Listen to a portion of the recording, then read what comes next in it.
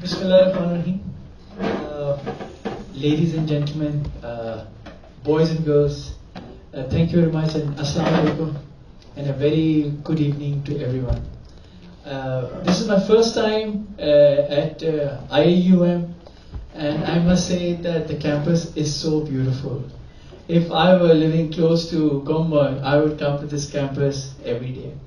I went to University of Malaysia on 30th March, and I fell in love with the campus. You know, the greenery, the serene ambience. I really like that. So today I am grateful to IAUM students for giving me an opportunity to share my thoughts. What do I actually feel? What calls did we make right and what calls did we make wrong? Where is Malaysia right now? What you can expect in the corporate market this year and next year. So the topic of my presentation is why Malaysia continues to be on the global investors radar. What ingredients, what Malaysia needs to become an Asian tiger. So I have quoted Vietnam as one of the top countries in ASEAN, and if you had listened to Dr. Mahathir Mohamad, the Prime Minister, he said exactly 3 months back that Vietnam is one country that is catching up very fast. And why it is catching up very fast, I'll share with you. So I'll be covering in the next 40 minutes, I'll be covering this about Malaysia, why Malaysia continues to be on the global investors radar, Belt and Road, energy market outlook, what will happen in the next 2 to 3 years, especially the impact of trade war, who is benefiting from that, global economic outlook. We are not living in normal times, we are living in turbulent times, and how young students like you can polish your skill set, you know, in order to get into the market in a very professional manner, and you can stay ahead of the game. This is one of my interviews that I shared on 11th December 2017 about the outlook of Malaysia in 2018. And if you see, we were partially 60% correct. Oil prices touched $86 on 2nd October last year, and then the oil prices took a correction of almost 56%. So on 31st December, oil prices were trading at $55. Generally speaking, a discount rate, we were pretty much okay. Ringgit, we made the right call. And of course, the inflation rate, we were very close to the target. Overall, I would say we were 60% correct. We were not 100%. Belt and Road. I was invited in 2017 at World Bank and IMF annual meeting to attend. And one of the first presentation was about Belt and Road.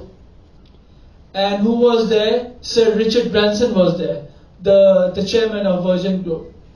And he said, Belt and Road is the only winning infrastructure investment strategy that can spur growth globally. So if you see, Belt and Road is making a huge impact at the macro level. So students like you, they need to understand geography very well. I was just talking to Arif just now. I said, if you're working in the corporate sector and your boss tells you, Arif, you have to go to Liechtenstein tomorrow. So you should be knowing where is Liechtenstein. You should be knowing where is Papua New Guinea. You should be knowing where is Gobi Desert. You should be knowing the river that separates North Korea and China. The name of that river is Yalu River. You should be knowing where is Djibouti. So understanding geography can actually keep you ahead of others.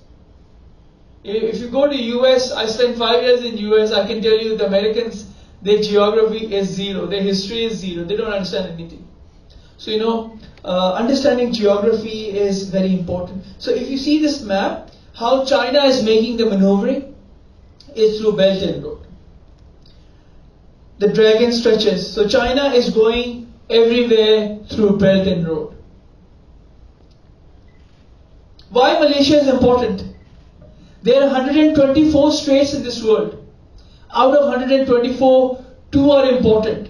One is Strait of Malacca, and the second one is Strait of Hormuz, which is close to Iran.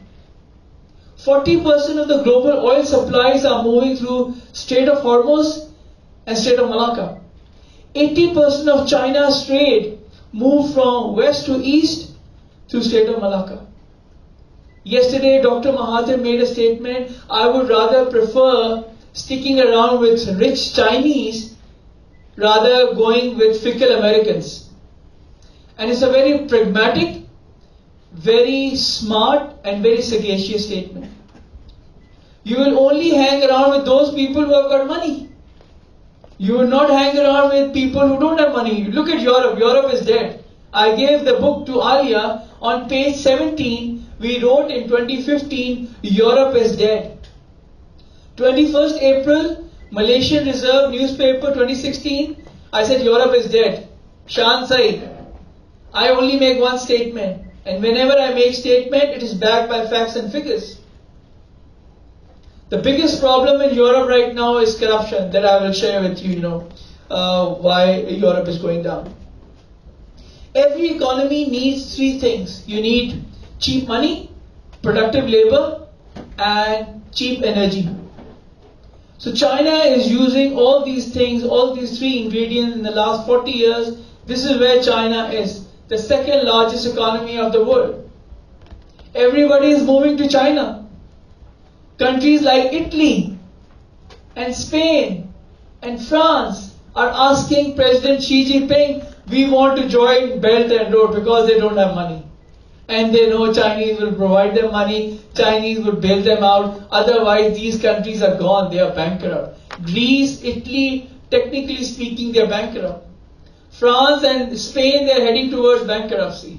So, Belt and Road is the only winning infrastructure strategy. And you'll be surprised to know that Chinese yuan is included in SDR. SDR is the elite basket of currencies that is stationed with IMF. And that happened on 30th November 2015. So, Chinese yuan is making rounds, and I will share with you the straits. There are 124 straits I shared with you. Two are important. The third one that is coming up is close to Djibouti. That is Bab al-Mandab. We were talking about Djibouti in January of 2015. Wall Street Journal, 26th November 2015, was talking about Djibouti. 21st August 2016, main page, China is making a huge naval port in Djibouti. Wall Street Journal. So why clients, they would like to follow IQI? Because we are 2 to 3 quarters ahead of the mainstream media. What we share, the market intelligence report that we share, the mainstream media is sharing that after 2 to 3, quarters. So that's why, understanding geography, getting market intelligence report keeps you on top of the market game. This is one of my interviews about Malaysia. Budget was presented last year on 2nd November, and this is what I shared for 2019. I said GDP will be 4.5 and 5 this year. Oil prices, as I speak right now, they are trading at $71.5 per barrel. And we said $73. And I will share with you my interview that I gave in Dubai on 5th October. I shared the same. I only make one statement. I don't revise my statement. I don't give, 10 statements, in a year. No, Malaysia will not go down. Malaysia will be okay tomorrow. No, Malaysia will be okay tomorrow. Malaysia will collapse after 1 week. No, I don't do that, I don't make immature and childish statements. This is the hallmark of IQI. We only make one statement. Discount rate, budget deficit. If you see one of the top global banks, they said 2 months back, because of budget deficit, Malaysia will have a lot of problems. Economies don't run on one single variable. There are so many variables. You have discount rate, you have foreign exchange reserve, you have GDP, you have per capita income. So economies don't run on, and later I will share with you, I follow Muhammad Al-Arian, and he wrote a book, and that book can guide you on many things. How to read the balance sheet of the government. Many journalists, many Western journalists, they don't know how to read it.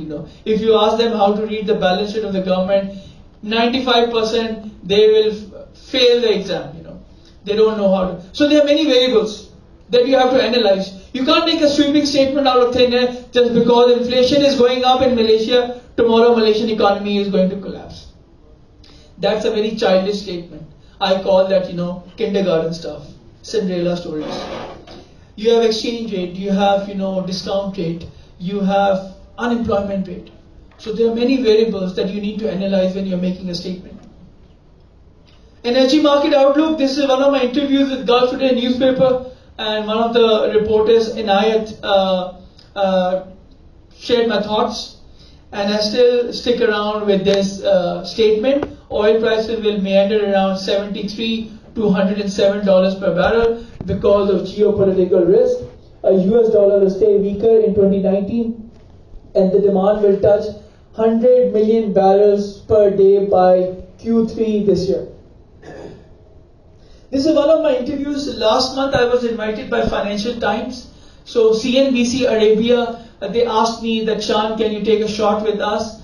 And they wanted me to talk about the energy market. So, I shared, this is my first interview with CNBC Arabia. Petro Yuan. I was talking about Yuan. I was just sharing with Alia and with Arif. I was talking about Yuan, Chinese Yuan, on 7th January 2011. And they were around like 150, 200 American investors in New York. They said, Shan is mentally retarded, Shan doesn't know anything. What is he talking about? Chinese Yuan. Chinese are dumb people, they can't do anything. Now everybody's talking about Chinese Yuan. Fast forward, November 2014, Smart Investor magazine, this is one of the top magazines in Malaysia.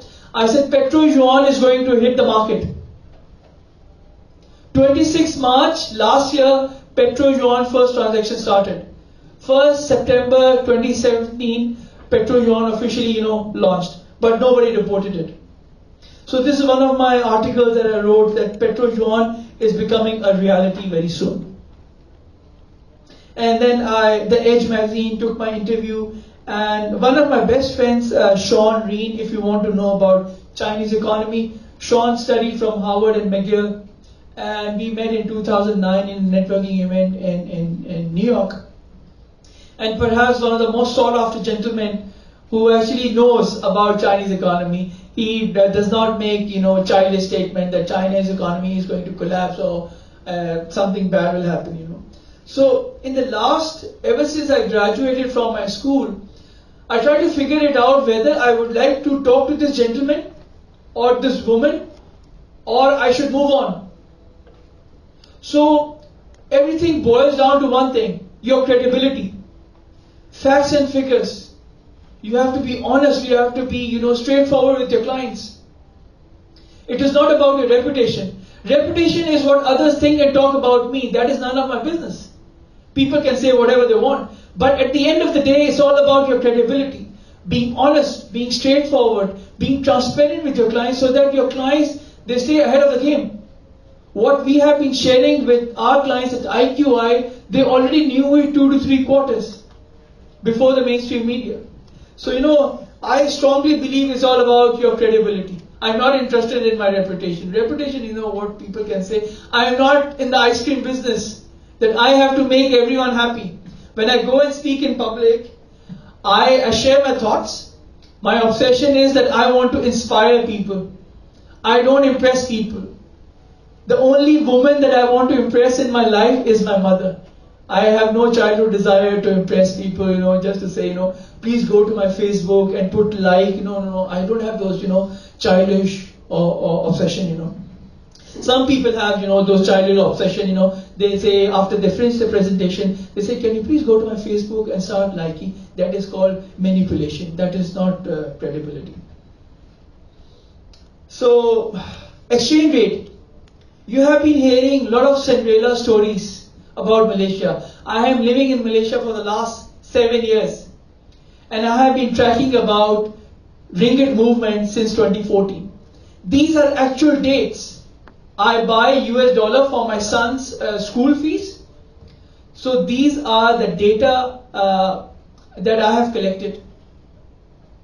And I still recall on 30th November 2016, I received a call from this woman that I really admire and I like. Her name is Tanku Noor and she works for Banama. She was the Banama representative in Singapore for 10 years. And she called me and she said, Shan, people are saying that ringgit is going to touch 4.8 and 5.8 and ringgit is going to crash in 2017. I said, Tanku Noor, you don't have to worry. US dollar will stay weaker and ringgit is going to appreciate in 2017. She said, can you come and give your thoughts at Banama? I said, you can have Malaysians. She said, no, we want a foreigner. We want someone who is independent and you can give your, a very fair comment. So I make this comment on 31st December 2017, ringgit was not trading at 4.8 or 5.8, ringgit was trading at 4.04. Last year, people said, ringgit is going to touch 3.8, 3.9. Yes, it did touch 3.8, 3.9, but on 31st December, ringgit was trading at 4.17. So a lot of times, these global banks, these people who are living outside Malaysia, they make comments about Malaysian economy, but they don't know the ground realities. They don't know that people in Malaysia are not like Greece or Italy. People in Greece and Italy are lazy people. They don't want to work. People in Malaysia, they're resilient, they're productive. Everybody speaks in proper English, although grammar is not the main problem. Yes, there are many things but everybody is productive. Later I'm going to share what is important for you when you head to... I was invited by World Bank and IMF to attend the annual meeting in 2017. One of my professors, he recommended my name. And as I said, the first thing that was discussed on 12th October was BRI. And the countries that are part of BRI, they're important. If you're not part of BRI, you're irrelevant. Singapore is not relevant in BRI. Only 3 countries are important in ASEAN. You have Indonesia because of demographics. 260 million people. Philippines because of geography. Malaysia again because of geography, because of Strait of Malacca. China will never leave Malaysia for the next 50 to 100 years. So these are the countries, and some of the states that were talked about were Strait of Hormuz, Strait of Malacca and Bab al-Mandab, which is close to Djibouti. One of my professors at University of Chicago, nowadays many countries have got this obsession of infrastructure.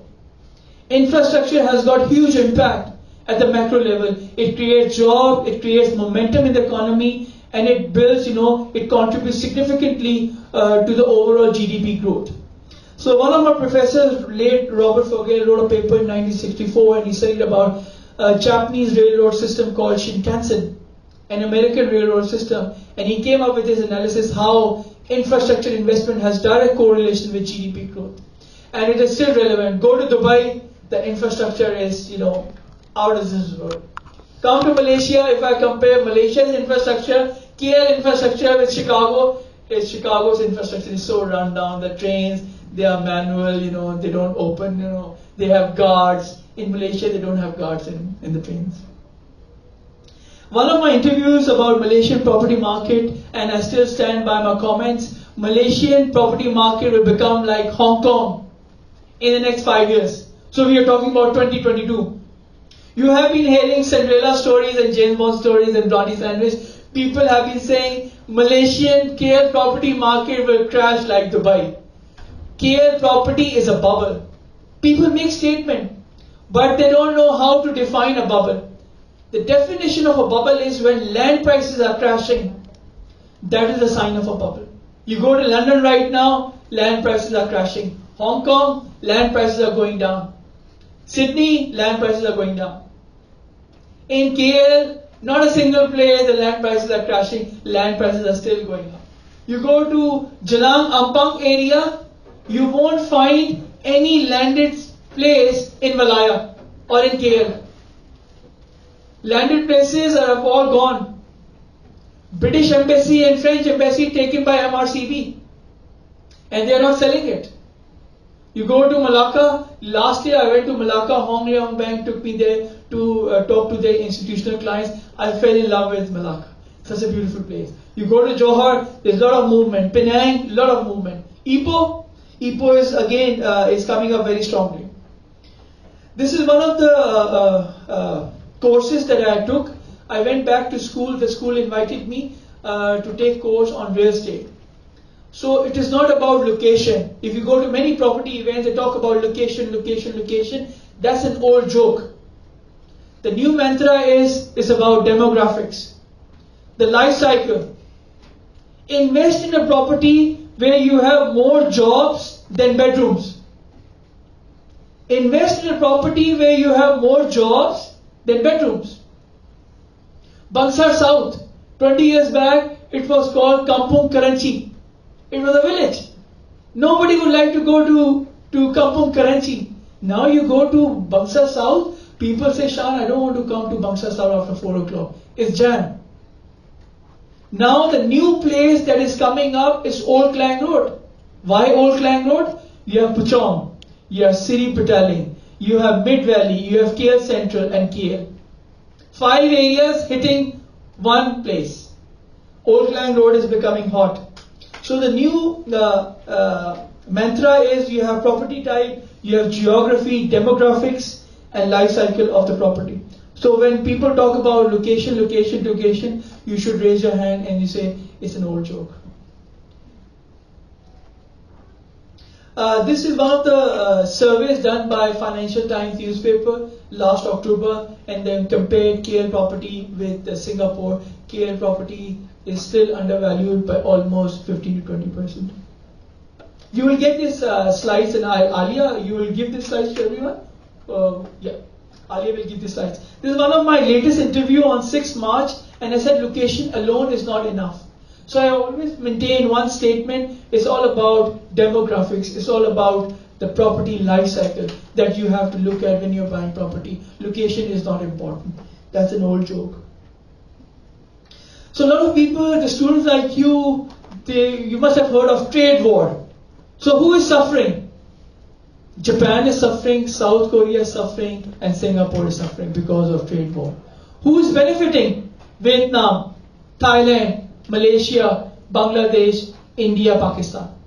So these are some of the economies that are benefiting. I have taken it from Economist magazine. My Nobel laureate professors, they would follow Economist magazine, and I would urge you as business students, you should follow Economist magazine, go to the section Finance and Economics and read those articles. You may not understand or you may not comprehend in first go. If you read 2 or 3 times, you will be able to understand what is happening in the global economy and locally. Now the case is of Vietnam. In 1990, the poverty level in Vietnam was 60%. Out of 100, 60 people were poor. 60 people were living below poverty line, that is less than $2. After 28 years, the poverty level in Vietnam is less than 5%. How did they do it? Number one thing, education. If you go to Vietnam right now, the child goes to school at 8 o'clock in the morning, finishes at 4, the mom and dad are standing outside, they pick up the son and daughter, drop him or her at tuition, pick him up or her at 9 o'clock, and then come back home at around 10, they go to sleep at midnight. This is the life cycle of an average student in Vietnam. They are producing a lot of engineers. So in order to become an Asian tiger, what is very important? You need to have education, the skill set. I have stolen this idea from my mother, this is not my idea, that if you educate a boy, you educate one single individual. But if you educate a girl, you educate the whole family. But I have improvised it further, that if you want to change the economic destiny of the nation, you have to invest in female. Female education has direct correlation with GDP growth. Look at Japan, 1944, 1945, Hiroshima, Nagasaki, bomb. The country was totally dilapidated. How did Japan rise? How did Singapore rise from 1965? They said Singapore will remain as a fishing village. They invested in education. Female education.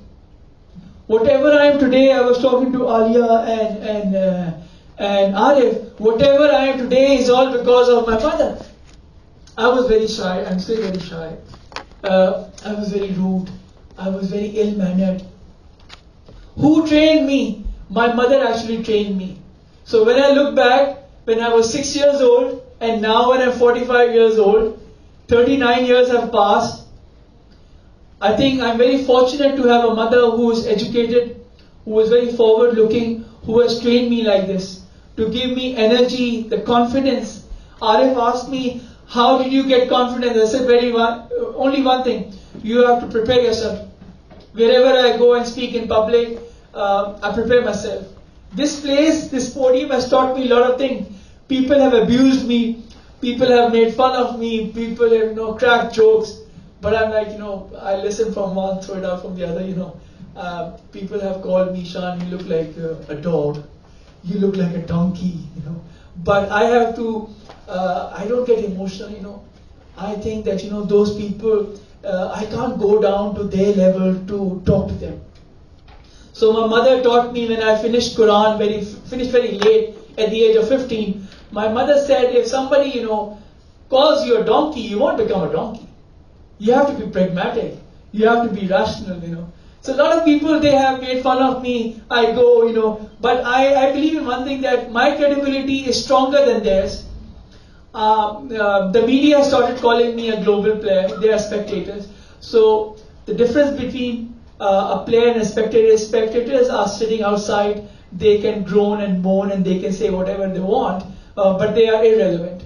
But the players are important because you are making impact in the market. You are making impact in the society. The greatest obsession of my life at this age is I want people to leverage from my expertise. I just don't go out and speak in public and share Cinderella stories. No. I share facts and figures. So what Vietnam has done, they have produced engineers. If you check any, the new machines that are coming up, all made in Vietnam. China is moving most of their factory locations to Vietnam because of productive labor force. China is not getting cheap. China is getting very expensive. Infrastructure. Ho Chi Minh City, you go to Hanoi 20 years back, and now you go to Ho Chi Minh City, you go to Hanoi, you will feel as if you are in France. You will feel as if you are in New York. They have totally changed the landscape. And education has actually made what Vietnam has done in the last 28 years, 29 years. They have invested heavily in education, infrastructure. And investors, they like productive labor force. Why people still prefer coming to Malaysia? Because the labor force is tech savvy. Everybody in Malaysia speaks in proper English. And I am a personal witness that Malaysian education system is fine. Yes, there are shortcomings. What happened on 9th May last year? Government changed from 8th May to 10th May. No fighting, no gunshots, no knife attack. People just change the government. That is education. That is called how civilized people are in Malaysia. So many years back, my elders told me, if you want to see whether the nation is educated or not, just step out of the airport and see how people are driving. So when you step out of KLI airport or Changi airport, everybody is driving in his or her lane. Nobody is doing like zigzag, That is education. So I am a personal witness because I saw Dr. Mahathir Mohamad on 9th May, 10th May, because I live next to Sheraton Hotel in PJ. So I personally saw so many people, going into Sheraton Hotel at midnight on 9th May, on 10th May. So I have seen everything very closely. So I can proudly say that I have seen Malaysian history. So education, infrastructure, political stability, economic stability, those are the hallmarks for countries who want to become Asian tiger. And that's why Dr. Mahathir, Prime Minister Dr. Mahathir quoted Vietnam to be challenging Malaysia in the next 5 years. I was invited by Financial Times last month, and I was in Dubai, and I was very fortunate that I met Mark Mobius, perhaps one of the smartest investors globally with strong credibility, and I met Martin Wolf, who is the chief economist at Financial Times. So the message in that 8 hours event is Asia is the future. If you are not in Asia, you are in the wrong place. If you are in Europe, you will suffer. Europe is dead. If you are in North America, you will suffer. People who will make money will be those who will be stationed in Asia. So this was the message that I got when I was attending. Technology. I have given Harvard Business Review article of AI.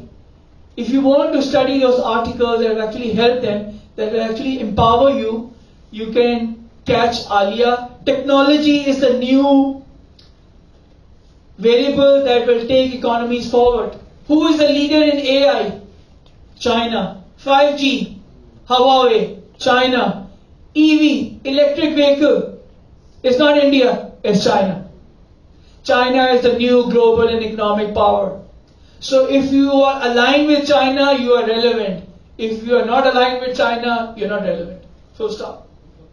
So this is the latest from Edge, a journal that I have captured. Adopt technology to become smarter. Full stop. Adopt technology to become smarter. Global economic outlook, cut. Remember, cut. Chaos, uncertainty, turmoil till 2020 or even beyond. I said in 2009 when I graduated, I see bloodbath for the next 2 years. 2011 came. I said bloodbath for the next 2 years. 2013 came. In 2013 I said we will continue to have financial bazooka.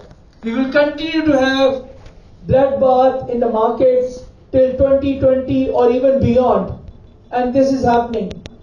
Janet Yellen, the ex-chairman of Federal Reserve, in one of her interviews with Fox TV on 27 June 2017 said a very childish statement because she did not understand what is happening in the market. She said, we will not have financial crisis in a lifetime.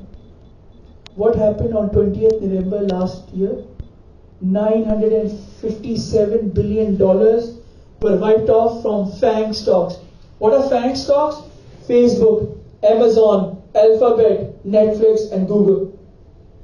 Clients lost $5 billion in equity market in the month of October alone. And Janet Yellen said on 27 June 2017, we will not have financial crisis in our lifetime. You look up in the sky and say, Allahu Akbar. She doesn't want it. You have Brexit. You have Italy. Italy is totally bankrupt. They don't have money. That's why the Prime Minister of Italy is calling Xi Jinping every day, please, we want to join BRI. We want money. Oil. US economy, Europe is dead. Geopolitical risk is going up. And trade war. These are some of the variables that will keep investors on the edge. These are some of the top risks that I have captured from Economist Intelligence Unit. You can go through it, they're very straightforward. So people normally ask me, who has actually influenced you? These are the two gentlemen. I believe in free markets. I don't believe in, government intervention and everything. I don't believe in subsidies. People, they say, Shan, what do you think of subsidies? I don't believe in subsidies. I was talking about Chinese yuan, and my professor Becker flew down from Chicago to New York just to listen to me. That was after 4 months. My father passed away in September 2010. So, one of the women, she came up to me and she said, Shan, are you in depression? I said, what depression are you talking about? She said, your father passed away and this is 4 months and da-da-da. I said, no. So, these two gentlemen, and whatever is happening right now in US, Milton Friedman already shared in his book. I would urge you to buy this book. It's available, it's only $15 to $20. The title of this book is Money Mischief, the Episodes of Monetary History. Buy this book. And what is happening right now, Fed is creating crisis. They created crisis with QE. They raised the interest rate. They will lower the interest rate now. And they will start QE. QE is an animal. It adds poison to the economy in the form of inflation. And what does QE stand for? It stands for quantitative easing. And in a layman's language, it is called printing money. So when you print money, you add poison to the economy in the form of inflation. It lowers the living standards. It wipes off, the value of your currency. So this is what Milton Friedman said exactly 30 years back. The next crisis will be created by the central bank, by Fed, by ECB, by Bank of Japan. I was talking about Muhammad. I only follow those people with credibility. I don't follow those people who speak too much. When you speak too much, it means you have got inferiority complex. It means you are immature. If you can share substance, if you share facts and figures, only then you get respect. Only then you get recognition in your organization. But when you speak too much in the organization, people look at you and say, oh, please avoid this person. He has got inferiority complex. So Muhammad wrote in his book, and somebody asked, Muhammad, why did you write this book? He said, I have got a 16-year-old daughter, and I'm worried about my daughter. And Muhammad's background is Muhammad went to Oxford and Cambridge. And economies don't run on one single variable. Just because of inflation, tomorrow Malaysia will collapse. I have been hearing these stories since 2015, 16, 17, 18. Shan, budget deficit is very high. Malaysian economy is going to crash next year. I said, are you on drugs? Or you don't understand economics? So no, when people make these statements, they become irrelevant. So if you read this book, you don't have to read this book. Go to page 172, just see what Muhammad has written. You have policies, you have markets, you have geopolitical risk, you have non-state actors, you have geopolitical maneuvering. So there are so many variables at play. This is extra reading for you that you can learn. In the next 10 minutes, I want to talk about what graduates like you need to do when you enter into the job market. So I am quite buoyant on technology. Technology will actually spur growth globally. 5G, Huawei. By 2025, there will be 1.2 billion 5G users, and a third would be coming from China. A third means 400 million users will be from China alone. And I'm giving you one news, 6G is coming Q3, Q4 next year, and who is bringing? Huawei. So 5G, the difference between 4G and 5G is you can download a movie right now, let's say in 5 minutes. With 4G. With 5G, it will take you less than 5 seconds to download a movie. Your life will change dramatically. The alchemy of financial market will change dramatically.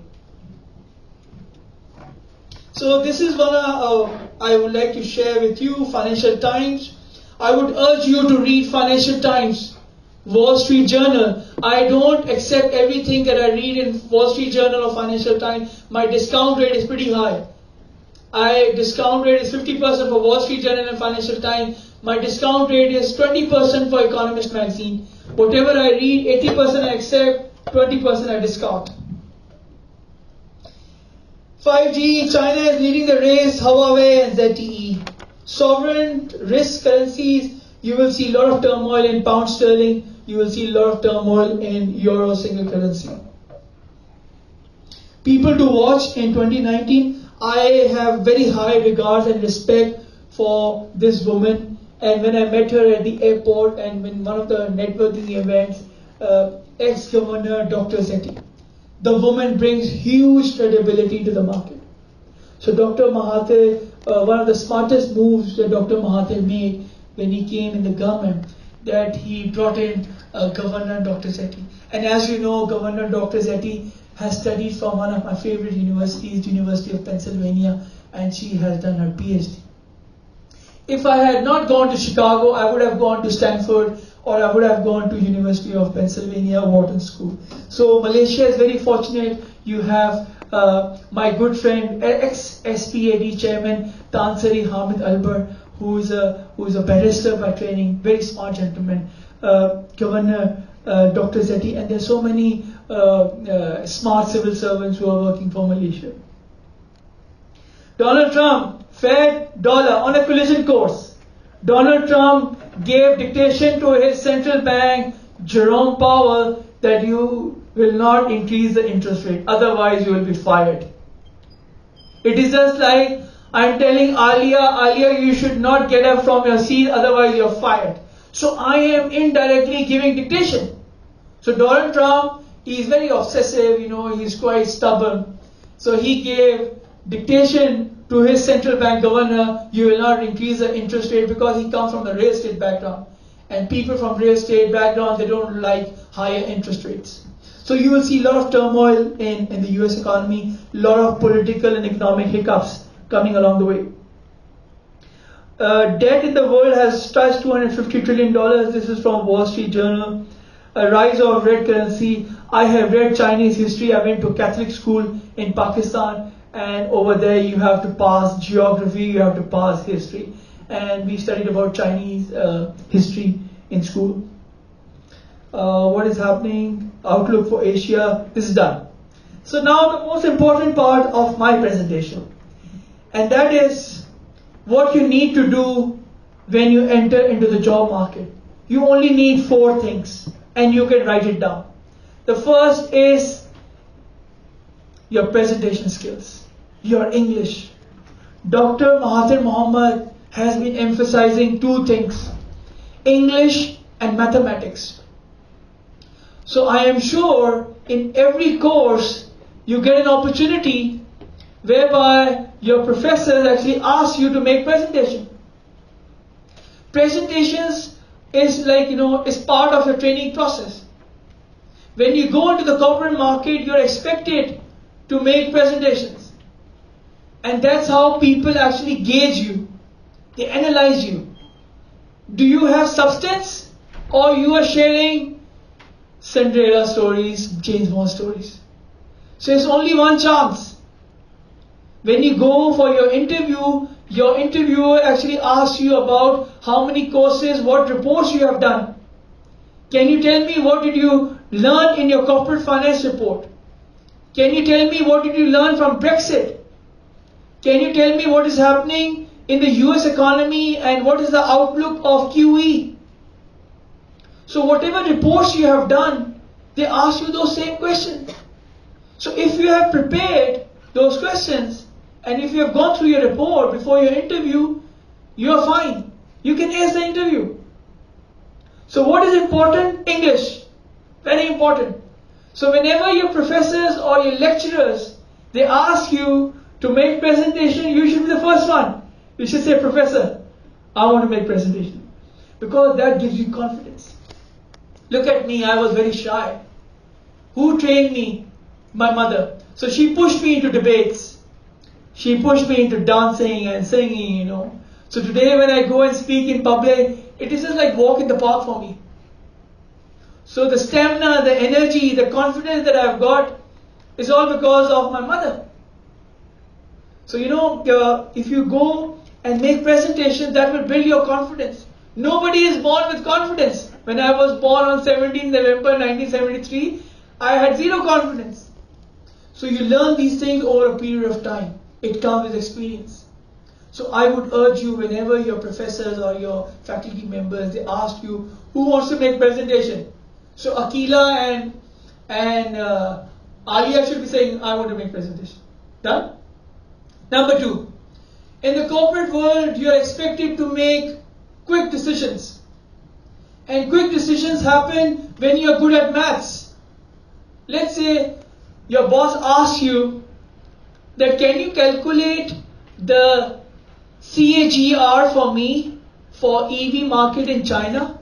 And then you ask your professor, and then you ask your boss, what is CAGR? And your boss looks and says, holy cow, where are we? Didn't you study in your finance course? What is CAGR? What is the market cap of Sakura Energy? And you say, what is market cap? You're talking about cap? He said, no, I'm talking about market capitalization. Nobody has got time in the corporate world to tell you that CAGR stands for compounded annual growth rate. He will just say, okay, can you please calculate CAGR, market cap? Can you calculate the book value of this firm? And you say, what is book value? I don't know. I did not study. I skipped that topic. Your boss will say, holy cow, where are we? Where are we? So you have to know your quick maths. What is 2/3 equivalent to? You should be knowing it. What is 4/5 equivalent to? 3/4.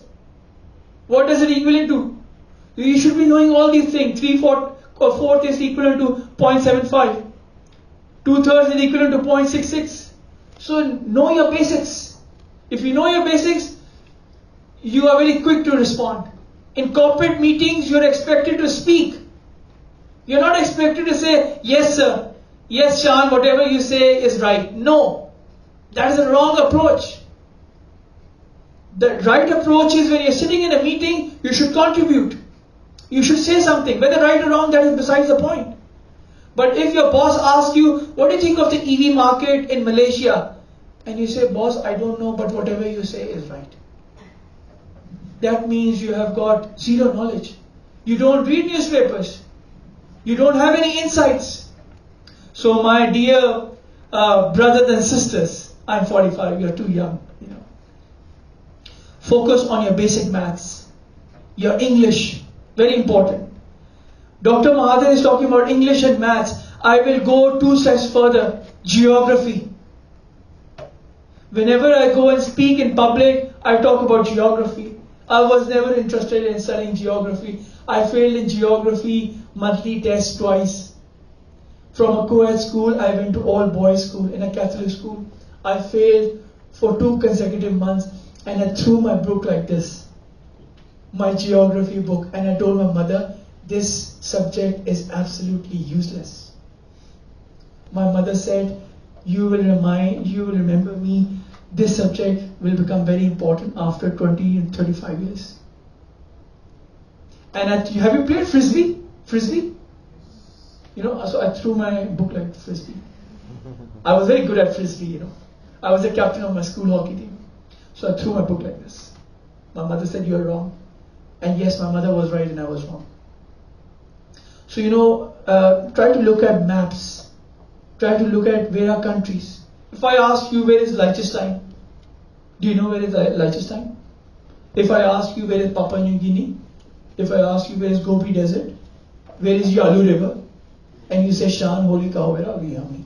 What are you talking about? Liechtenstein and Luxembourg and Djibouti. I don't even know how to write Djibouti. I don't even know how to write Luxembourg. I just go use a Word document and write Luxembourg and Liechtenstein. So understanding geography is very important. So as business graduates, let's say your boss tells you if you're flying north from Turkey, the first country that you will hit is, and you'll say, boss, I don't know. And tomorrow your boss tells you you have to go to Liechtenstein for training, and you say Liechtenstein's in Africa, and your boss looks at your face and says, do you know geography? Did you study geography? And you say, I don't know. So don't say this word not sure and I don't know. In the corporate world, these words are considered, as something, it doesn't build your credibility. So try to look at maps, the straits, understand how geography works. Malaysia is a beautiful country. Why Malaysia continues to be on the global investors radar? Because of the Strait of Malacca. You can't change your geography. No, we are not happy living with Singapore. We want to live with France. No, you can't do that. It's fixed now. You have to live with Singapore, you have to live with Indonesia and with Philippines and Thailand, So understand geography. And the fourth thing that you have to know is networking. Whenever you go and meet people, always carry your business card. I came over here, I was not expected to meet anyone, but I'm still carrying my business card. If you go to US, whenever you go to any networking event, they won't even ask your name, that your name is Shan. The first thing that they will present, hi, I'm Michelle. I'm Stephanie. I'm Jonathan. Networking. You present your business card.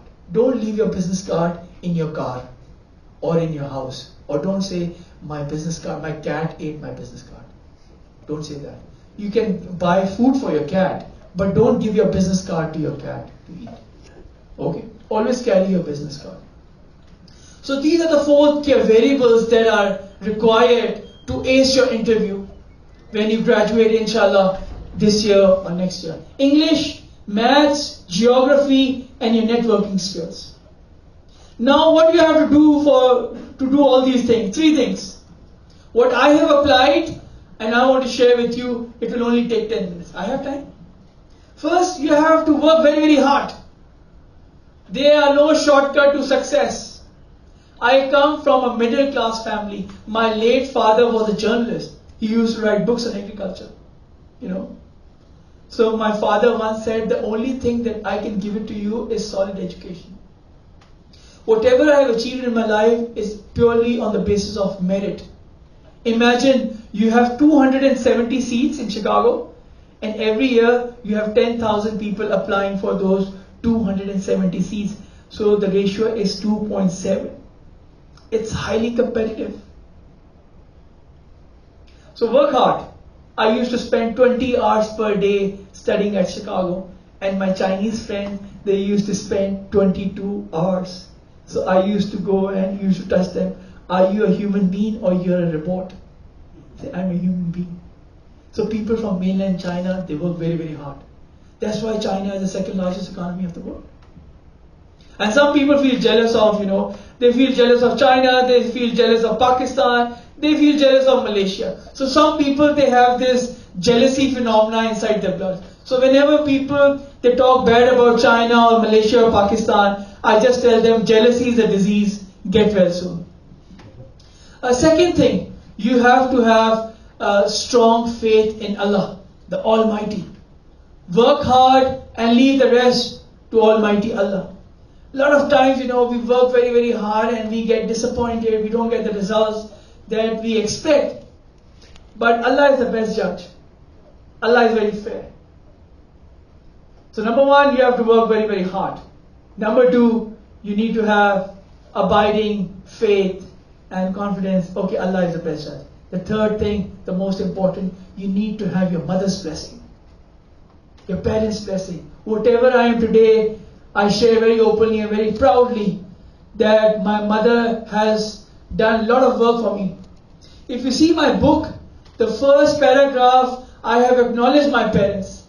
I said I'm grateful to my late father who gave up his winning moments to support my winning moments. And I'm grateful to my beautiful mother who remained engaged throughout my life. You'll be surprised to know I was talking to my parents in 2006 and I said I got 750 score out of 800 in GMAT and I'm thinking of going to Chicago. My mother said, my friend's daughter, she has just come back from law school, Stanford Law School, so you should consider Stanford as one of your options. So I said, no, mommy, Chicago is okay, my friends have gone there, so I'm quite okay with that. So she was so involved in my study. I was born after 2 sisters, my parents were very strict. I got a lot of beatings, so people normally ask me, Avian water is good or Fiji water is good? So I tell them, I have tasted all waters. You talk about cricket bat, hockey sticks, sandals, I have tasted everything. So because of that strictness, the discipline that I got when I was in a Catholic school, this is what Shan Saeed is today. So discipline is very important in your life. And you need to have your mother's blessing. So today, your major assignment is when you go back home, tell your parents that you are very important. Whenever you open your book, bring the face of your mother and your father in front of that book. And imagine how hard they are working for you. You are sitting over here enjoying in this air-conditioned room. You're so happy having your Coke and burger and da-da-da. But your parents are working very, very hard to pay for your tuition fees. They are worried about your semester fees. You are not. You are so carefree. They say, my parents will pay for 600 for my hostel fees, 1,000. So always remember your parents are very important. Always respect your mother. I don't have a father, so I miss my father a lot. So if you respect your parents, you will be on the rise. You will be on the upsurge. So one of the three things that I have applied in my life, and I wanted to share with you: work very, very hard, have faith in God, and number three, you need to have blessings of your mother. I think I have taken a lot of time. I'm done. Thank you so much.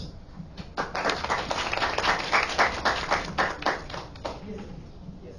Please ask your questions. I'm happy to answer your questions. Alright, first of all, I would like to thank Mr. Shan for such a remarkable opinions about our current situation for Malaysia and his advices on the future generation. And I think that he has already inspired us from what he has said just now. So now I would like to open the floors to the audience if you have any questions regarding what he has just said just now. So don't be shy. You consider that I'm a very shy person, Just consider me as your elder brother, You are sitting in the house and you are talking to your elder brother, So don't be shy. Ask any question. I'll be happy to answer your question. So when I was speaking at University of Malaysia on 30th March, I said the same thing. I said, don't be shy. I'm a very shy person. So feel very free. I don't scold people, I don't make fun of anyone. So, you can ask me questions. I'll be happy to answer your questions. Any questions? Any burning question? About Malaysia, about ASEAN, about China, about Europe, about US, about Africa. Happy to answer your questions. About EV market. Who is leading in AI, artificial intelligence? What is the difference between artificial intelligence and augmented intelligence? Do you know the difference? What is EV? Electric vehicle. What is happening in the EV market? So any question that you have, I'm happy to answer. Yes, the woman is gaining energy and strength and courage to ask questions. You want to ask any question? Yes? Yes, sir. Yes, come. Nobody's going to stop you. You are the man. You are the man. Okay, Assalamualaikum. My name is Ihsan. I'm from Visual Economics. I would like to ask, because we are given the article about Brexit, so I've done some sort of very brief study last semester about Brexit, and I just want to know, will the Brexit be concluded? Because yesterday it was delayed again until October. So very good question. This is what I call value addition question. This is one of the burning topics, Brexit. And I'm glad that you brought this up. And I would also encourage you to talk about and read about Brexit. Brexit is a classic case study of how, when the governments are shaky, the capital leaves that country. So, investors, they don't like, governments when they don't have economic strategy. So, we were invited on 14th June 2016 by EPF. And one of my best friends, Yosma Hashem, has studied from IAUM, who works for EPF. And they said, Shan, Brexit will happen or not? I said, Brexit will happen. They said, Donald Trump or Hillary Clinton. This is 14th June 2016. IQI said, Donald Trump is going to win the election. So we have made huge calls. That is backed by facts and figures. Brexit, they have given 30th June as the review date and 31st October as the final deadline. But I think, I believe in democracy. Once people have spoken that we want to leave Europe, let's leave Europe. Why do you want to ponder upon and to consider, if I want to leave this place, I just leave this place. Why I need to come back to this room, they say, oh, I just want to say hello to you. I just want to say hi to you. No. Once you have made a decision on Brexit, the people of UK have made a decision, we want to leave Europe. We don't want to be with Europe. But why Europe is lingering on, do you know this? Every year they get 39 billion pounds from UK. They don't want to lose that. Europe, technically speaking, is bankrupt. They don't have money. Greece, Italy, France, Spain, they're all bankrupt. They need money. So who's going to give them money? UK. So they're not laying the hand on UK. They say, please, we will review, we will see, because everybody wants free money. So I think the time has come that Theresa May should say, okay, enough is enough, People have spoken, let's follow the democracy. But I think democracy is under threat, and nobody, the British government is not following the mandate given by the people of UK. If they have spoken, let's leave Europe, why we are still sticking around with Europe? Initially, many people said, Brexit was a bad decision, but now I feel, everybody is saying that UK should leave Europe. So I think eventually they might leave Europe, but the Europeans, they don't want to let them go. They want free money, 39 billion pounds coming. Yes, any other question? I really like this question, value addition. One question that is burning in the corporate industry, everybody is talking about Brexit. It is making impact everywhere. So you should learn about Brexit. You should, read about US economy and about trade war and about oil. I'm very happy with this question. Second question. Please. Yes. Just think that I'm a very shy person. You can do it. If I can do it, you can also do it. Yes, sir. Bismillahirrahmanirrahim. Sorry about the long battle. My name is Mama Izzat Merno, 4th-year student in economics. My question is, as we know, recently there are burning issue about Tabung Haji and the Felda cases, where the fraud issue, corruption issue in the Felda, and then recently the government tried to inject some money to help this company. So, are there any chances that Felda can rise back again, or is it there no hope for Felda anymore? Thank you very much. I think in every organization there is a turnaround strategy. Tabun Haji and Felda, they were making profits 3-4 years back. Now they have gone into red. I think the government has got a plan to turn around Felda and to turn around Tabun Haji. So every organization has got the business plan to turn around. So I think it's not very concerning for the government or for the market players about Tabun Haji, whether Tabun Haji will make a turnaround. Eventually they will. It might take 2 years or 3 years, but eventually Felda and Tabun Haji, they will make a turnaround and they will become into profit. Any other question? Burning question? Pressing question? A question that is disturbing you for the last 5 days? Yes, sir. Salahuddin. Assalamualaikum. My name is Muhammad Salahuddin.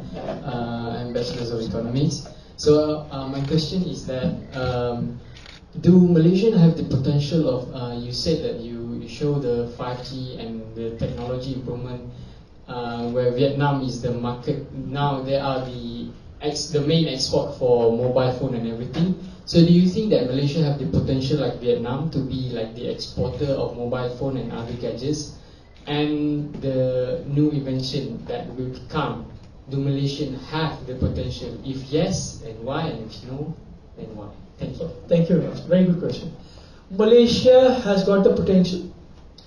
Our Prime Minister, I'm from Pakistan, our Prime Minister Imran Khan is a big fan of Prime Minister Mahathir, and Prime Minister Imran Khan has been saying that Pakistanis take inspiration from Dr. Mahathir Mohamad, how he changed the economy, how he built the economy, he raised the income level, the economic standard of Malaysia. Right now, Malaysia at industrial IR4, Malaysia is around 2.5.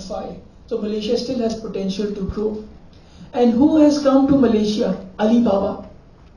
So Alibaba is coming in Malaysia not with 10 ringgits or not with 100 million ringgits. They are investing $5 to $10 billion in Malaysia. Why? Why not in Singapore? Because the market in Singapore is saturated. Malaysia is still growing. People are still tech savvy. 5G is coming next year in Malaysia. So once 5G comes into Malaysia, I think there will be more attraction. There will be more players. Where do you go shopping? Do you go to stores? No. You go to Lazada. And who owns Lazada? Alibaba. E-commerce is growing. E-commerce will touch $10 billion by 2022. So Malaysia is still on the growth path. People are still educated, they are resilient, they are hardworking, they are not lazy like Italians or Greece. If they are like Italians or Greece, then I'll say, oh, Malaysians, they don't have potential. And who is Shan Saeed? One of the most credible sources in world, Michio Kaku, who came last year. He said, I am very impressed with Malaysian people. They have the burning desire to succeed. And Michio Kaku is recognized throughout the world. So when Michio Kaku is making a statement, it means it has got relevance and it has got weight. Any other question? Very good question, Salahuddin. Yes, sir. Bismillahirrahmanirrahim. Assalamualaikum warahmatullahi wabarakatuh. My name is Zamir. I'm from Bachelor of Accounting. My first question is, the United Nations has banned oil palm, Malaysia oil palm. So what should Malaysia do? And the second question is also regarding oil palm. Since oil palm is banned, should Malaysia shift to another agriculture like a minister suggested bamboo, and some people push for medical marijuana? And the third question is, Dr. Mahathir like push for the initiative to develop flying cars. What's your opinion on that? Thank you. Number one, agriculture. Please have a seat. 2 days back, a student from UITM has become a millionaire. Why? Because he has taken position in agriculture land. In the next 5 to 10 years, fund managers will be driving taxis and farm managers will be driving Lamborghini and Ferraris. Nobody is going into farming. The average age of farmer in Japan is 60 years. The average age of farmer in Korea is 65. In US is around 60. In Pakistan is around 55. In Malaysia is around 54, 55. You love rice, you love coffee, you love wheat, so do I. The demand is still there, but not many graduates are going into farming. This is one area where you can make a lot of money. So farming is one area you should be considering as an entrepreneur once you graduate or once you step out of your university. Palm oil, yes, palm oil will continue to remain hot. If Europe is not buying, other countries will buy. So they can put whatever punitive measures they can do for Malaysia. Malaysia can do the same. Just like in trade war. Trade war does not benefit anyone. Eventually European consumers will suffer. And Europe will continue to suffer because they have baby boomers. They don't have young people like you. They don't have a population where young people spend money. If you have 100 ringgit, you will spend 100 ringgit today. But old people, if they have 100 ringgit, they will spend 10 ringgit or 20 ringgit. They will not spend much. Europe is a gone case. Europe is dead. So forget about Europe. So if you're planning to go to Europe, please reconsider your plans. Farming is one area where you can make a lot of money. Agriculture is providing a huge opportunity because of one reason: climate change. Weather patterns are making huge impact on agriculture. If you recall, in December 2014, the spinach prices went up from 150 ringgit to 6 ringgit because there was flood in Ipoh. December 2014. So you want to have spinach, I want to have spinach because I've got eczema, I'm like a semi-vegetarian, I only take chicken, I don't take beef or lamb or other stuff. I'm crazy about spinach and okra. So the demand is very much there. The third question, flying cars, yes. Technology will spur growth globally. Dubai is launching a flying taxi by next year. They already have driverless cars in Dubai. Driverless trucks are coming next year. So technology, whoever will adopt technology will rule the global economy. In 1973, Henry Kissinger, the greatest statement ever produced or ever born in US, said, whoever controls money and oil will rule the global economy. The mantra has changed. Whoever takes lead in AI and technology will rule the global economy. And who is in the forefront? China. You're a smart man.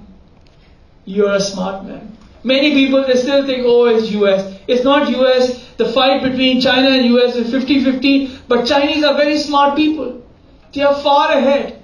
People who work on Saturdays and Sundays, they are not dumb people. Europeans, they spend their Saturdays and Sundays in bars. Chinese, they spend their Saturdays and Sundays working on the business. That's the difference. Any other question? So if you think of Europe, Europe is dead, US question mark, UK question mark. So Asia is the place. Asia is the growth story. Yes. Any other question? Yes, no. Yes, Alia. Don't stand, sit. I don't prefer people stand. I feel like I'm punishing people. Please, sit. Yes, I don't punish people. My name is Alia from Malaysia of Economics. You have mentioned before that trade war doesn't benefit anyone. Trade war does not. So I want to know how bad are we affected by the trade war in Malaysia? Okay, Malaysia is not affected very badly as compared to Singapore or South Korea and Japan. Those countries are suffering. Malaysia is still benefiting because a lot of Chinese companies are relocating their factories in Klang area, Port Klang area, and they're going to Penang. And they are bringing a lot of investment. So when a factory is being set up in Malaysia, so we are talking about land, we are talking about resources, we are not talking about hiring 2 people in a factory. We are talking about hiring 20 to 25 people, maybe 50 people in a factory. We are talking about contributing to the overall GDP growth. So I think Malaysia continues to be on the global investors radar. Malaysia is not suffering as compared to your neighbor like Singapore or South Korea or Japan. But trade war doesn't help anyone. Consumers have to suffer because of trade war. And in trade war between China and US, the American consumers are suffering more as compared to China. Any other question? Very good question. Yes, madam. Yes. Oh, you can ask. I can. I just wondering about the. Sit. I feel like I'm punishing you. I don't know. I just want to know about your opinion on Malaysia is not legalizing yet the cryptocurrency, right? It's still in a grey area. So I reading an article about Malaysia may legalize it. So what do you think about the cryptocurrency will affect it on our Malaysian economy? Bank Negara of Malaysia has not allowed cryptocurrency because there are a lot of challenges, especially in technology stuff. It's not very clear. I'm not a big fan of Bitcoin. I believe in blockchain technology, but I don't believe in Bitcoin. To me, Bitcoin is like a Ponzi scheme. It's a scam. And a lot of people, they've lost their money. Prices went to 20,000, went down to 3,000, market cap went down by almost $800 billion. Investors lost $800 billion just by investing in Bitcoin. So invest in those things that are tangible. You can touch the walls of your house. Gold. Investors, sophisticated and sagacious investors who understand geography and history, they only take position in 2 things. Gold and real estate. They are tangible. And according to Basel III, from 1st April onwards, all the banks globally, they have to put gold. And gold is the only asset with 0 risk, according to Basel III, that most of the banks are now following Basel III. So gold along with cash are the only 2 asset classes with 0 risk, according to Basel III. Previously gold was not included, but now gold is included. So investors who understand history and economics, they only take position in 2 asset classes. One is real estate and the other is gold. Yes. I hope I've answered your question. I don't believe in Bitcoin and I don't believe in cryptocurrencies. I'm not a big fan. I am old-fashioned. I believe in tangible stuff. Yes, sir. Any other question? Can I ask again? Please. Yeah, sit. You were mentioning about gold. Let's just say that. There are so many debates on gold dinar as an alternative currency, said to be alternative currency. But do you think that it's a good idea? Because from my understanding is that if you would let's say that we go back to gold standard, we peg our currency to gold standard, there will be a slowing down in economies. There is one woman that I really admire. There are two women that I've started admiring. One is the central bank governor of Malaysia, because she has worked under Governor Dr. Zeti. She is making strong moves and making tactical moves. So Bank Negara has got a female governor, and the other governor that I like is the Russian central bank governor. Her name is Alina. And in the last 2 to 3 years, she has offloaded her US treasury and she has increased her position in gold. Why did she do that? Because she believes gold is tangible and gold has got value. And I got 7 aunts, 35 female cousins. These women, I thought they were crazy, but they only invest in gold. And these women are not crazy, these women are very smart. So people, as I shared with you, people who understand history and economics, they take position in 2 asset classes, gold and real estate. And real estate has become the new global currency. Alia, can you show the book to them? Can you show that book? If you Google search my name, we have written one book that I'm not selling. It's available on Amazon, absolutely free. People in Malaysia, they will sell the books, Today I have come, the cost of this book is 100 ringgit, I'm selling it for 5 ringgit. No, I don't do that. I am passionate about, that people should leverage from my networking and from my expertise. The book is available on the internet. The title of that book is The New Global Currency, Real Estate.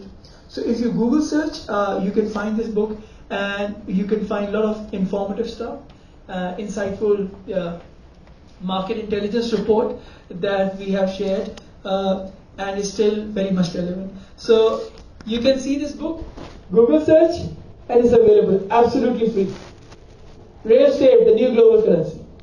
So I have told Alia, whoever wants it, Alia, sorry, you can have a photocopy or you can download the PDF from the internet.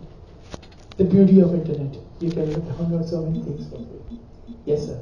Any other question? Or should we? Yes, one last question. Yes. Hi, my name is Rifki. I'm an engineering student doing a minor in business. So I just have this question. So currently, the Industrial Revolution 4.0 is a big topic, right? So as for developing countries, like they can have 2 options to prepare for this IR 4.0. So one is they have to have self-growth by the country itself, which will consume a lot of time. Or the second thing is to outsource projects and big mass projects from like countries like China. So outsourcing means they are falling into more debt. So is it good for a country's economy to follow the second option? I go for the first option. An educated nation is an asset for the country. So people who invest in themselves, they will be much smarter as compared to I give my work to you and you deliver it to me. I'm not doing anything. My productivity is 0. Your productivity is higher.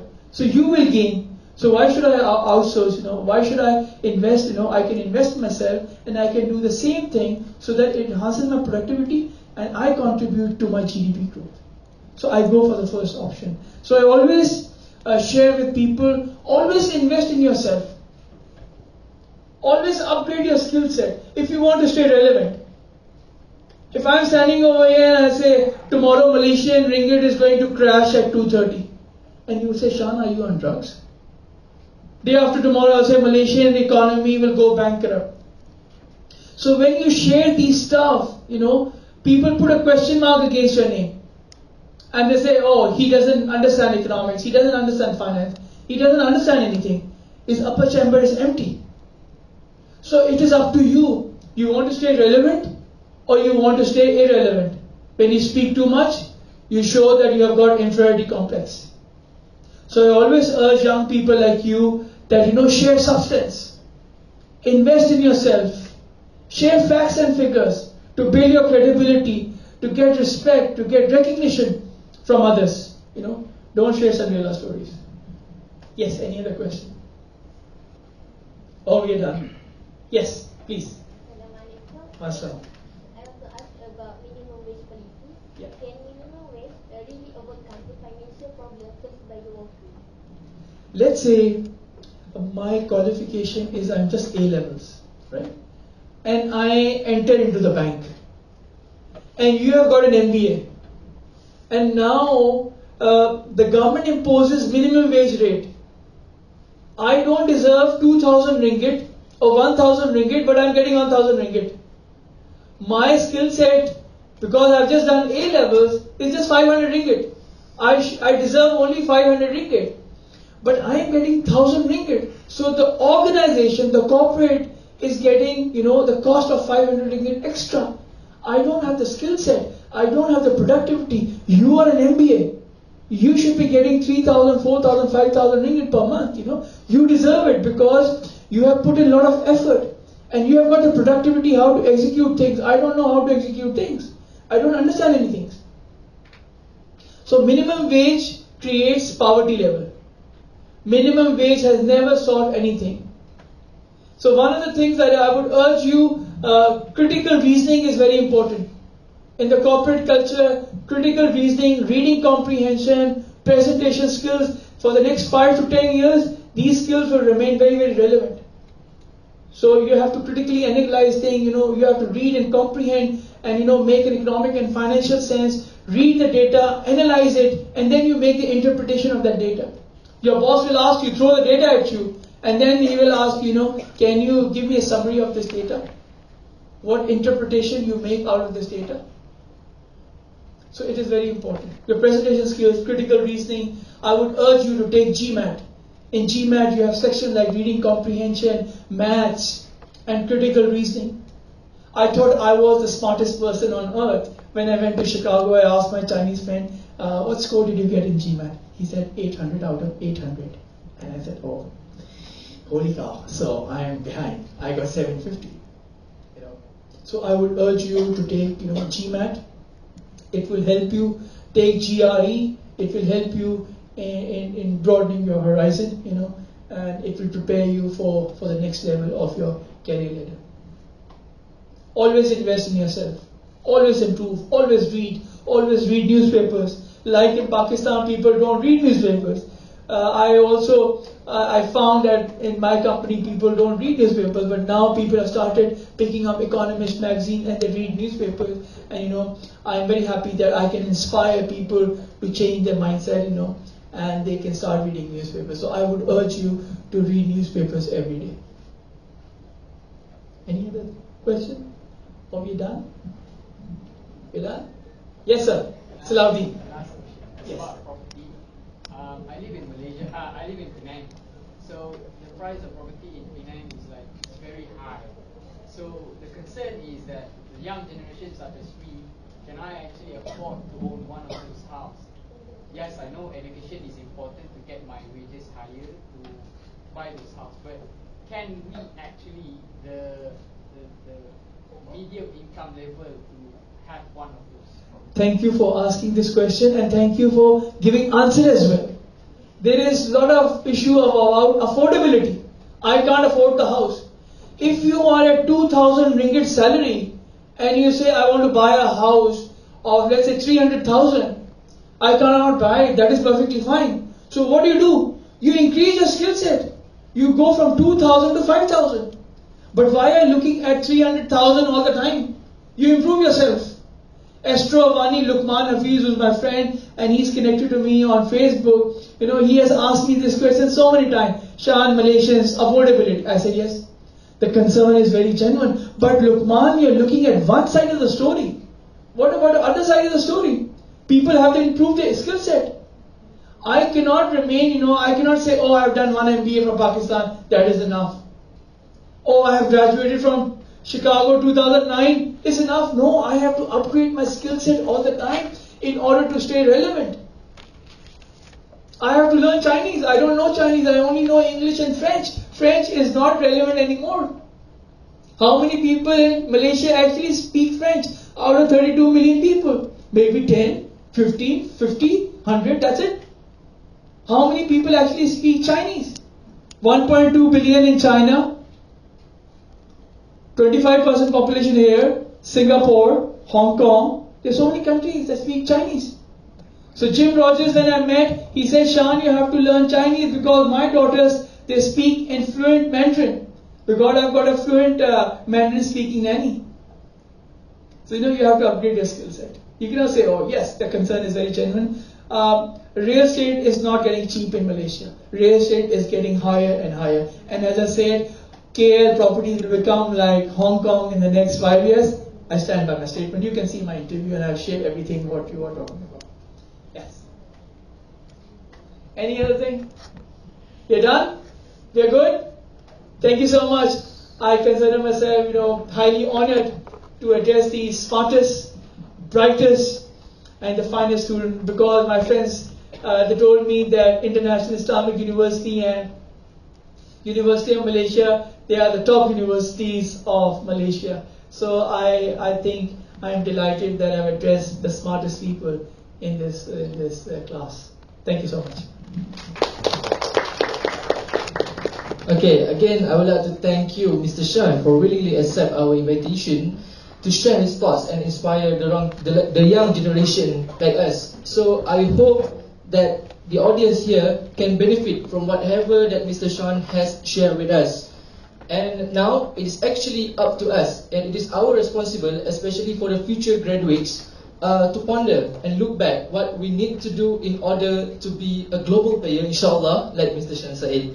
And we have to always remember about what Mr. Shan said, that we have to, like his principle, he said that we have to work hard, we have to believe in Allah, which is the most important thing, and always remember your parents. Okay? And his last advice is to never be shy, which I share the same thoughts with him, because I believe that the greatest mistake that we have done is not the greatest regret that we have done is not our mistake, but actually the opportunities that we lost.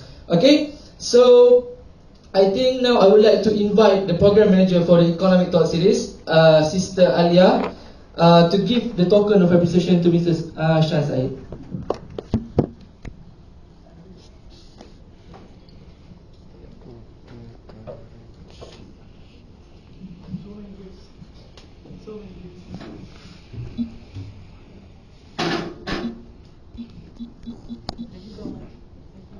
Thank you, everyone.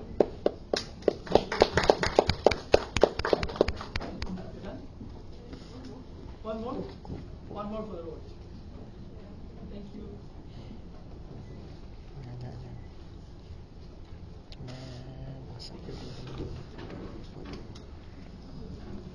Okay, so with that, we have come to an end for our Economic Talk Series. Thank you to all the audience for spending your precious time attending this talk. Again, I hope that everyone has benefited something from it. And don't forget that we also have another Economic Talk Series which is going to be held on 26th April. The title will be The Trade War Between China and US and how it affects Malaysia. So before we really end this session, I have a few announcements about the internship. I was informed that Mr. Shan's company, which is the IQI Global, is now looking for internship. So you can send your CVs to the IQI Global. You can just go to the www.iqiglobal.com, or you can send your CVs to shan.saeed@iqi-group.com. Okay? And don't forget to follow our official Instagram, BECS Council, BECS.council, to know more about the recent updates. Okay, so now, Can I say something? Yeah, sure. Okay. Thank you very much. Yes, we are looking for internees. We have internees from Holland, from Germany, from Switzerland, from US. Currently, we have 4 from Holland, 2 from Italy. We want to have local graduates as well. We get graduates from Sunway. We get graduates from Monash. 2 days back, I shared with Alia, Sunway University student. They visited us, and I asked Alia to send an email. I'll get you connected to my colleague Vinny. She is going to help you in having a corporate visit. And please upload. If you go to this our website, www.iqiglobal.com, and upload your CVs. And you can say that Shan Saeed asked us to upload the CV. So the HR, the moment they see someone having the skill set, we are a brokerage house, the #1 brokerage house in Malaysia. If you go to iproperty.com.my, we are the #1 brokerage house in Malaysia. We deal in real estate. Our head office in Dubai. and we have offices in Toronto, in Melbourne, in Makati, in Bangkok, in Penang, in Ipoh, in Johor Bahru, in Malacca. We have got 15 offices in KL. So we are expanding quite rapidly. So I would urge you to, please upload your CVs. Thank you so much. Alright, so thank you. Okay, guys, so don't forget to send your CVs, the IQI Global, which deals or specialized in the property market. So, Mr. Shan, you are welcome to have some refreshment at the student lodge, and you will be accompanied by the program manager, Sister. Everyone should be invited. Not just me. Everyone should be invited. Okay, you guys are also invited to have some talk or something with Mr. Shan, sharing moment. Okay, before we end, can you guys can we have some photography session with Mr. Shan? Everybody should come now. We'll have photography session. It's already 10 o'clock. You must be hungry. I took my salad. I want you. Please come now.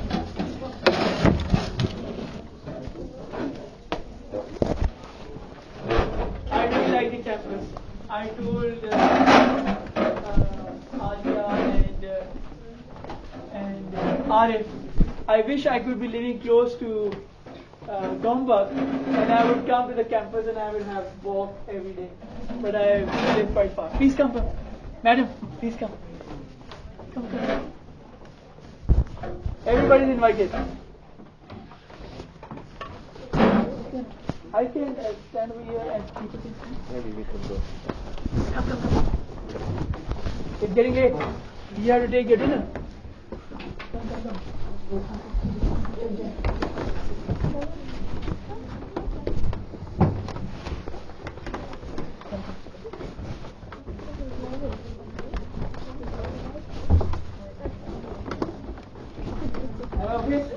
Come. If we can cover everyone? Everyone?